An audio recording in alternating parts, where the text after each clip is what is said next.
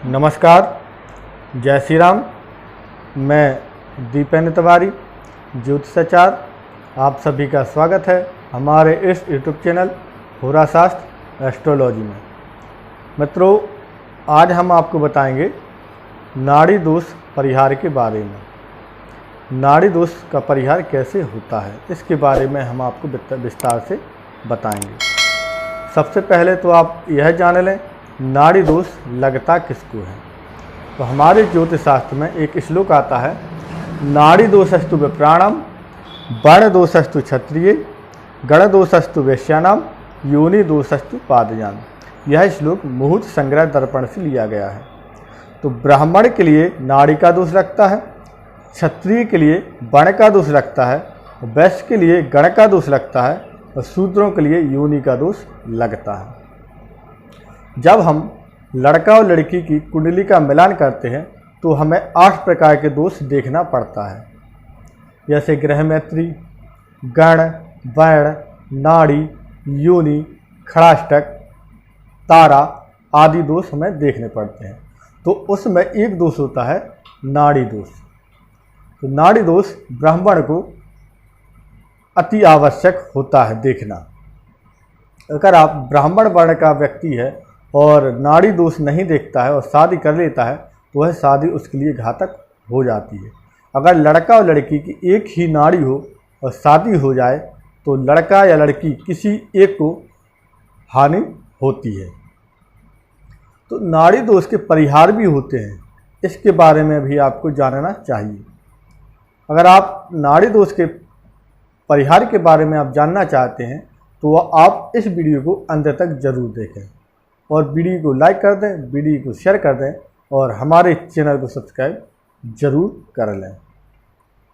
तो मित्रों, नाड़ी दोष के परिहार इस प्रकार से हैं। इसके बारे में मुहूर्त चिंतामणि में भी बताया गया है और ज्योतिष चिंतामणि में भी बताया गया है। ऐसे कई ज्योतिष के ग्रंथ हैं जिसमें नाड़ी दोष के परिहार बताए गए हैं।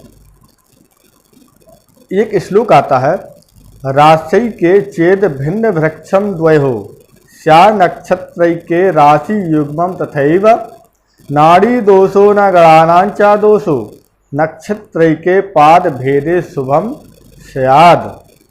यह मुहूर्त चिंतामणि में भी श्लोक मिलता है और मुहूर्त कल्पद्रुम में भी यह श्लोक मिलता है। अर्थात लड़का और लड़की की राशि एक ही हो और नक्षत्र भिन्न भिन्न हो, अथवा नक्षत्र एक ही हो और नक्षत्र चरण भिन्न भिन्न हो, तो नाड़ी का दोष और गण का दोष नहीं लगता है। और मुहूर्त चिंतामणि में लिखा है, लड़का और लड़की की राशि एक हो और नक्षत्र अलग अलग हो, अथवा नक्षत्र एक हो राशि अलग अलग हो, अथवा नक्षत्र एक हो और चरण अलग अलग हो, तो भी नाड़ी का दोष नहीं लगता है। इसके बाद कुछ नक्षत्र है लड़का और लड़की के लिए जिसमें नाड़ी का दोष नहीं लगता है। रोहिणी, मृगशिरा, आर्द्रा, ज्येष्ठा, कृत्तिका, पोख, श्रवण, रेवती एवं उत्तरा भाद्रपद। यह नक्षत्र लड़का और लड़की के दोनों के हों तो भी नाड़ी का दोष नहीं लगता है। इसको पुनः समझ लें, जैसे रोहिणी लड़के का नक्षत्र है, रोहिणी ही लड़की का नक्षत्र है, तो नाड़ी का दोष नहीं लगेगा। तो इसमें कितने नक्षत्र बताए गए हैं? रोहिणी, मृगशिरा, आर्द्रा, ज्येष्ठा, कृत्तिका, पोख, श्रवण, रेवती, उत्तरा भाद्रपद। लड़का और लड़की के ये नक्षत्र एक ही हों तो नाड़ी का दोष नहीं लगेगा।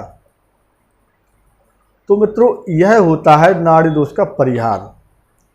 अब मान लीजिए लड़का और लड़की के कुंडली में नाड़ी दोष का परिहार नहीं हो रहा है और तब भी आप शादी करना चाहते हैं, अति आवश्यक है शादी करना, तो इसके कुछ उपाय भी बताए गए हैं हमारे धर्म शास्त्रों में। इसका क्या उपाय है? इसका उपाय यह है, अगर लड़का और लड़की की शादी करना अति आवश्यक हो तो आप किसी योग्य ब्राह्मण को कम से कम 1 तोले का सोने का दान दे करके नाड़ी का दोष परिहार आप करा सकते हैं। अगर आप सोने का दान नहीं कर सकते हैं तो आप दूध देती हुई गाय किसी योग्य ब्राह्मण को दान करके नाड़ी दोष का परिहार करा सकते हैं।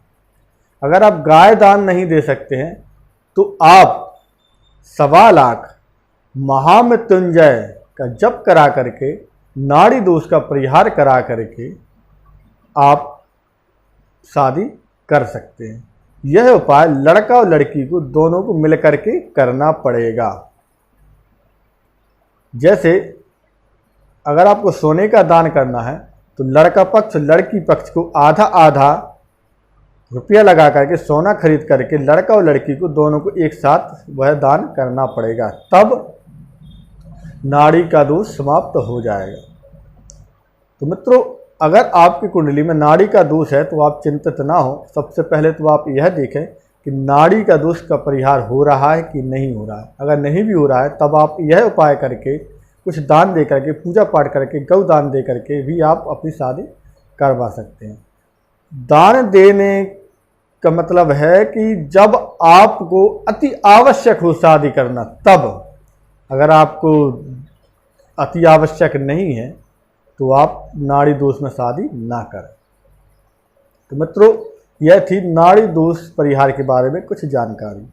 मित्रों, अगर आप भी अपनी कुंडली का सही मिलान करवाना चाहते तो आपकी स्क्रीन के सामने जो नंबर दिखाई दे रहा है, आप इस नंबर पर संपर्क करके अपनी कुंडली का मिलान करा सकते हैं। कुंडली का फलादेश भी करा सकते हैं। वास्तु दोष की जानकारी आप चाहते हैं तो उसके लिए भी आप हमसे संपर्क कर सकते हैं।